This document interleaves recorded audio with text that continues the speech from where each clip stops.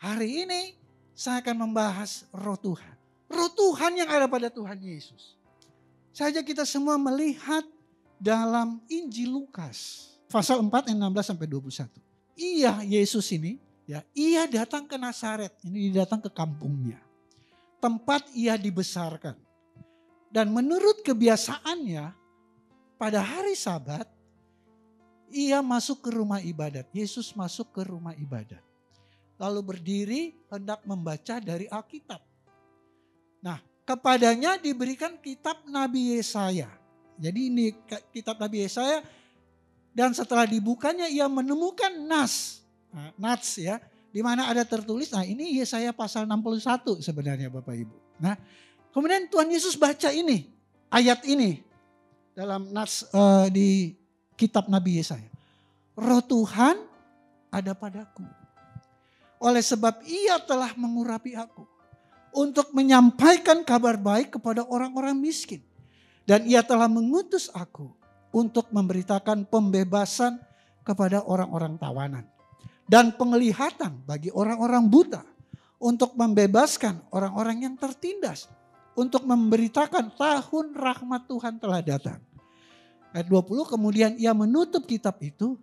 Memberikannya kembali kepada pejabat sinagog, ya, pejabat gereja, lalu duduk dan mata semua orang dalam rumah ibadat itu tertuju padanya. Lalu ia mulai mengajar mereka, katanya, pada hari ini genaplah nas ini sewaktu kamu mendengarnya. Ya, jadi roh Tuhan ada padaku. Tuhan Yesus bilang genaplah nas itu. Roh Tuhan sudah ada pada saya pada saat kalian mendengar. Nah, jadi inilah roh Tuhan yang dimiliki Tuhan Yesus yang pertama, ya. Nah, sekarang kita lihat roh Tuhan itu apa yang dilakukan roh Tuhan dalam pelayanan Tuhan Yesus. Next, saya coba pilah-pilah ayat itu, ya, ayat dari Yesaya itu. Roh Tuhan ada padaku oleh sebab ia telah mengurapi aku. Berarti yang pertama, roh Tuhan itu mengurapi. Amin. Itu sebabnya waktu Tuhan Yesus dibaptis, ya, ada burung, ya, itu bicara tentang urapan Tuhan, ya, yang mengurapi Tuhan Yesus. Itu sebabnya sejak itu dia disebut Kristus. Yesus Kristus, Yesus yang diurapi. Jadi roh Tuhan itu mengurapi. Nah, itu sebabnya sudah kasih dalam Tuhan, setiap kita harus hidup dalam pengurapan Tuhan. Amin. Dan yang kedua, untuk menyampaikan kabar baik kepada orang-orang miskin. Artinya apa? Roh Tuhan itu untuk pemberitaan Injil. Ya, kabar baik itu Injil, kabar baik itu berita Injil, kabar keselamatan, saudara. Jadi setiap kita harus memiliki roh itu, spirit itu. Kita bisa memberitakan Injil lewat kesaksian, lewat kita tulis firman di media sosial kita, lewat berkhotbah, bahkan lewat mazmur, lewat kita memuji menyembah Tuhan. Itu sebabnya gereja ini ada pelayanan PWP. Kenapa? Kita memberitakan Injil lewat pujian juga. Karena di situ adalah bait-bait firman Tuhan, setiap bait-bait lagu itu. Dan yang ketiga, di ayat itu dituliskan, ia telah mengutus aku untuk memberitakan pembebasan kepada orang-orang tawanan. Ini bicara tentang pengampunan dosa. Ya, membebaskan pada orang tawanan. Orang-orang tawanan adalah orang-orang yang berdosa. Itu sebab Tuhan Yesus bilang, kamu terikat dengan dosa. Kamu sebagai tawanan oleh dosa. Tetapi Yesus datang untuk apa? Memberikan pembebasan. Nah, kemudian penglihatan bagi orang-orang buta. Ini bicara tentang mujizat. Ya. Kemudian selanjutnya kelima, untuk membebaskan orang-orang yang tertindas. Artinya memberikan jaminan kelegaan. Itu sebabnya Yesus bilang, marilah kepadaku semua yang letih lesu dan berat, ya, aku akan memberikan kelegaan. Jadi membebaskan orang-orang yang tertindas. Dan yang selanjutnya untuk memberitakan tahun rahmat Tuhan telah datang. Apa itu rahmat Tuhan? Rahmat adalah anugerah. Rahmat adalah kasih karunia. Amin. Kita hidup di zaman kasih karunia Tuhan. Itulah Tuhan Yesus datang. Ada roh Tuhan, ya, yang diutus melalui pelayanannya untuk apa? Memberitahukan bahwa kita hidup di zaman kasih karunia Tuhan. Amin. Itulah roh Tuhan yang bekerja. Supaya kita, nah, saya ingin mengupas satu persatu lebih dalam lagi, saudara. Next. Roh Tuhan roh yang mengurapi. Kenapa kita perlu pengurapan? Yang saya mengerti pengurapan itu adalah untuk dikuduskan kita. Jadi kita perlu diurapi. Karena Tuhan mau menguduskan kita. Bukan karena kita terlalu soleh. Karena kita rajin ke gereja, rajin berdoa. Bukan. Karena kekudusan itu dianugerahkan. Ya. Kita dikuduskan. Itu 1 Yohanes 2 ayat 20. Tetapi kamu telah beroleh pengurapan yang dari Roh Kudus. Dari yang kudus. Dan dengan demikian kamu semua mengetahuinya. Supaya kita dikuduskan oleh Tuhan. Dibuat Tuhan spesial. Ya. Dibuat Tuhan khusus. Itulah anointing. Itulah pengurapan. Yang kedua. Kenapa kita perlu di pengurapan? Agar kita dipimpin dalam kebenaran. Tanpa Roh Kudus, tanpa pengurapan, kita tidak bisa menjadi seperti Kristus. Kita tidak bisa hidup dalam kebenaran firman Tuhan. Yohanes 16:13, tetapi apabila ia datang yaitu roh kebenaran, roh Kristus, ya, ia akan memimpin kamu ke dalam seluruh kebenaran. Roh Tuhan itu yang memimpin kita dalam kebenaran. Sehingga kita bisa mengerti firman Tuhan dan sehingga kita bisa dimampukan untuk melakukan kebenaran firman Tuhan. Karena apa? Ada roh Tuhan. Roh kebenaran. Yang ketiga, mengapa kita perlu pengurapan? Agar kita beroleh kemenangan dan ketenangan di masa-masa yang menakutkan. Ya, di Mazmur 20:7. Sekarang aku tahu bahwa Tuhan memberi kemenangan kepada orang-orang yang diurapinya. Ya, Tuhan memberi kemenangan bagi orang yang diurapi karena Daud dalam keterkanan. Dia juga dalam pergumulan yang berat, tetapi dia berkata, I know bahwa Tuhan memberi kemenangan. Kita ada di masa-masa yang menakutkan. Pandemi COVID-19 ini sangat menakutkan. Apalagi varian Delta. Gak tahu besok ada varian Echo. Ya gak tahu lah besok ada varian-varian apa. Mungkin bagi orang yang tidak beriman sangat menakutkan. Tetapi orang percaya ada pengurapan Tuhan yang membuat kita tenang. Itu sebabnya pemazmur juga berkata, meskipun 1.000 rebah di sisi kiriku, 10.000 sebelah kananku, ya kan, itu tidak akan menimpa kamu. Artinya ada confident. Bahkan Daud berkata, meskipun aku berjalan dalam lembah kekelaman, aku tidak takut bahaya. Percaya diri sekali. Lembah kekelaman, lembah menakutkan, saudara. Tetapi aku tidak takut. Ya. Kenapa? Orang yang diurapi, Tuhan anugerahkan roh Tuhan. Untuk dia tetap tenang di tengah badai. Di tengah pandemi corona seperti ini ya saudara. Yang menakutkan bagi orang-orang yang tidak percaya. Bagi orang-orang dunia. Tetapi orang yang hidup dalam Tuhan, dalam pengurapan Tuhan. Dia selalu tenang. Amin. Dia selalu tenang. Yang keempat saudara kasih dalam Tuhan. Kenapa kita perlu pengurapan? Agar kita dilindungi. Mazmur 105, jangan mengusik orang-orang yang kurapi. Kata Tuhan, kanyur besar. Jangan mengusik orang kurapi. Dan jangan berbuat jahat kepada nabi-nabiku. Kita perlu pengurapan. Supaya orang lain tidak mengusik kita. Karena Tuhan yang bela. Amin. Firman Tuhan berkata, jangan mengusik orang-orang yang kurapi, kata Tuhan. Itu sebab kita perlu urapan Tuhan. Orang boleh merancangkan yang jahat. Orang boleh mau menipu. Orang boleh melakukan segala sesuatu untuk menjatuhkan kita. Tetapi kalau kita sadar, bahkan kita confident bahwa kita orang-orang diurapi Tuhan. Tidak ada satupun yang dapat mengusik kita. Amin. Karena apa? Ada protect. Ada cover dari Tuhan. Kita dilindungi oleh Tuhan. Tuhan melindungi orang-orang yang diurapi. Yang kelima, kenapa kita perlu urapan saudara? Agar kita dituntut untuk selalu berada dekat dengan Tuhan. Ya. Ia menjawab aku, tidakkah engkau tahu apa arti semua ini? Jawabku, tidak Tuhanku.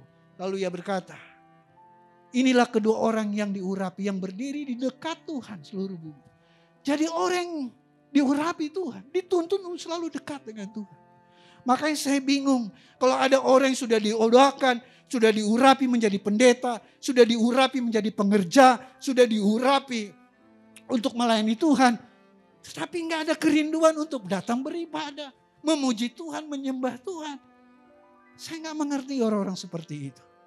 Padahal pengurapan Tuhan bekerja supaya orang itu selalu merasa dekat dengan Tuhan. Haus dan lapar akan firman Tuhan. Itu Roh Kudus yang bekerja. Urapan Tuhan yang bekerja. Rasanya kalau nggak ke gereja tuh, aduh, hidup itu kurang. Itulah orang yang diurapi. Kayaknya dalam 1 minggu kalau nggak memuji Tuhan, nggak bersorak buat Tuhan, kayaknya ada yang kurang. Orang diurapi selalu apa? Ada kerinduan dekat dengan Tuhan. Yang keenam, kenapa kita perlu urapan Roh Tuhan? Roh yang mengurapi itu ya. Agar kita semangat untuk melayani Tuhan dengan sungguh-sungguh. Semangat. Amin. Jadi kalau pelayanan yang sudah diurapi, oh saya sudah diurapi. Saya pernah ikut KKR, saya sampai di tempat tangan sampai jatuh. Penuh, saya sudah bisa bahasa roh. Ya, tapi gak ada semangat untuk melayani. Ini jangan-jangan roh apa ini? Ya kan? Karena gak bisa dibohongin orang yang diurapi Tuhan. Roh Kudus itu gak bisa bohong. Itu apa? Dia terpancar. Roh Kudus itu kan seperti angin. Kita gak bisa lihat, tapi kita bisa merasakan. Ketika kita lihat pohon bergerak, daun-daun bergoyang, itu karena ada angin. Demikian juga Roh Kudus bekerja pada seseorang, kita gak lihat rohnya. Tapi seperti daun yang bergerak, kita bisa lihat dari pribadi orang itu. Dia orang yang diurapi atau tidak. Bagaimana semangat melayani bisa kelihatan. Rohnya kita gak bisa kelihatan. Tetapi dampaknya, efek dari orang yang diurapi itu kelihatan. Yang ketujuh, kenapa kita perlu pengurapan saudara? Agar kita mencintai keadilan. Ya. Orang diurapi, dia pasti akan gelisah untuk hal-hal yang tidak adil saudara. Ya. Nah selanjutnya saudara kasih dalam Tuhan. Orang yang tidak diurapi pasti imannya jatuh bangun. Bahkan dalam pelayanannya, semangatnya untuk cinta Tuhan maju mundur. Ntar maju, ntar semangat, ntar enggak.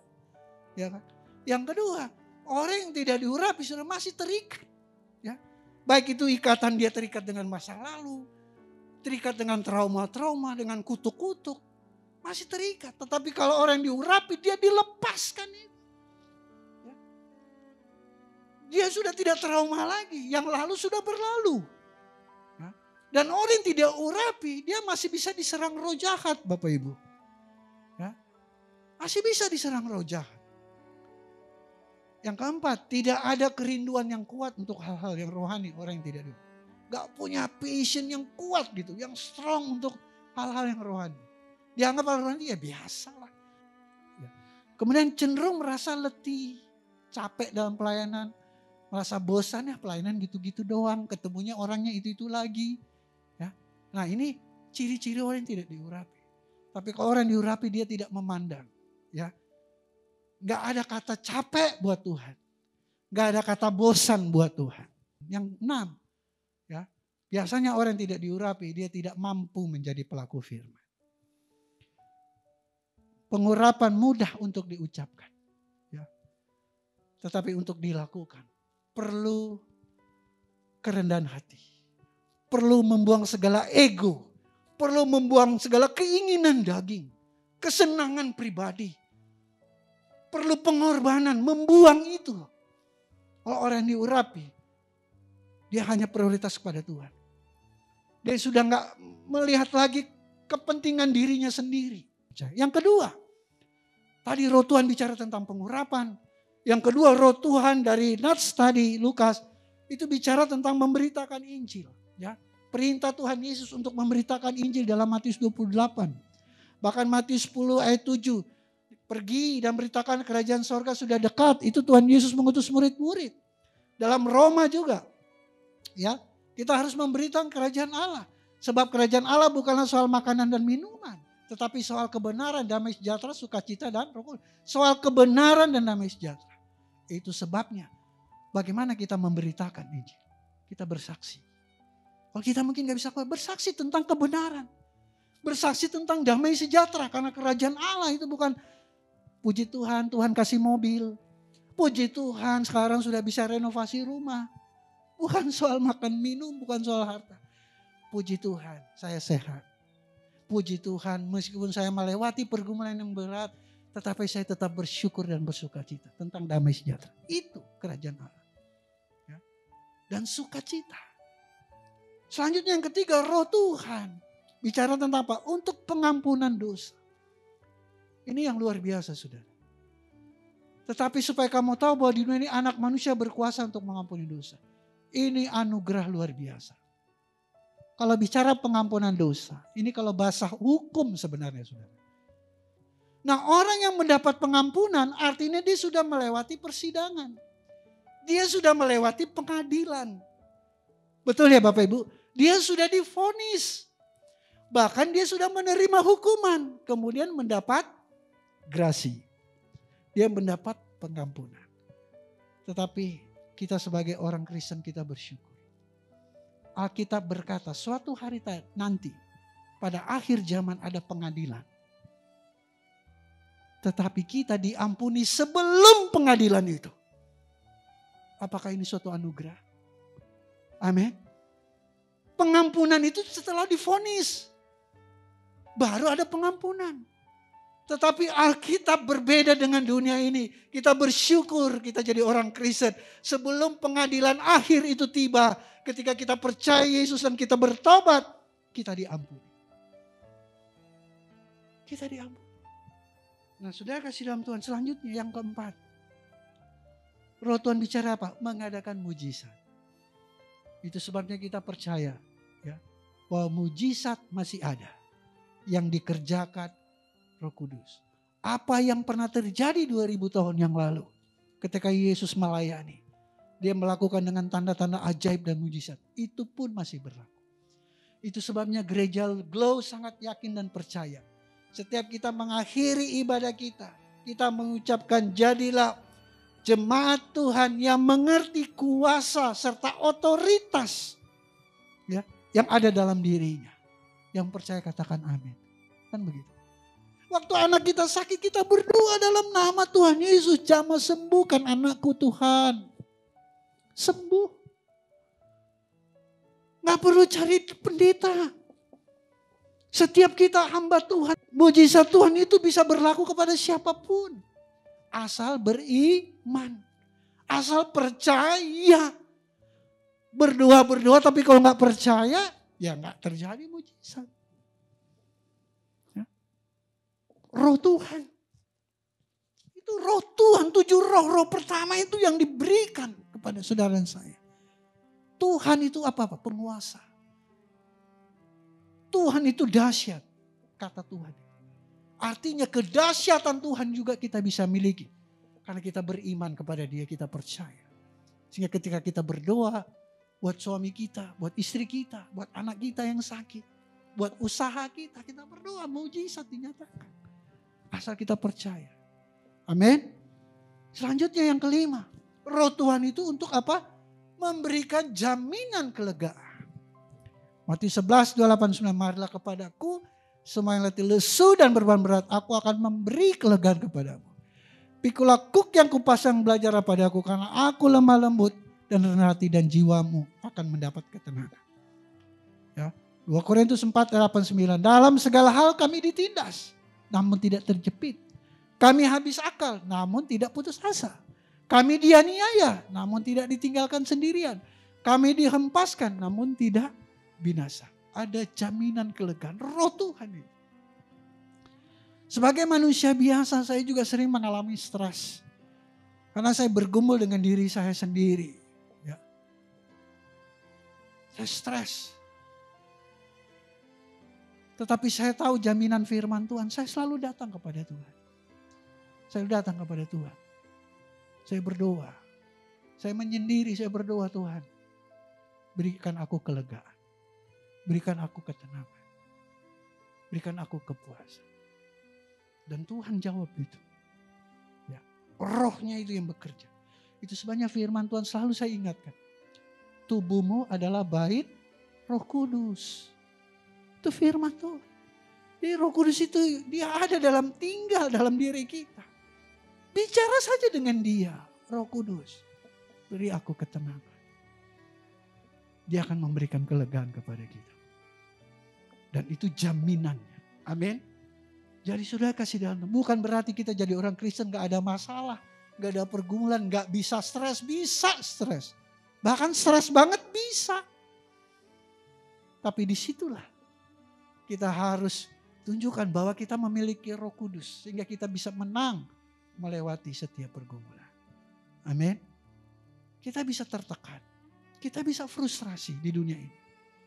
Karena kita masih tinggal di dunia. Tapi Roh Kudus itu jaminan kelegaan kita. Jangan kita mencari kelegaan di luar Tuhan. Di luar Roh Kudus. Ya.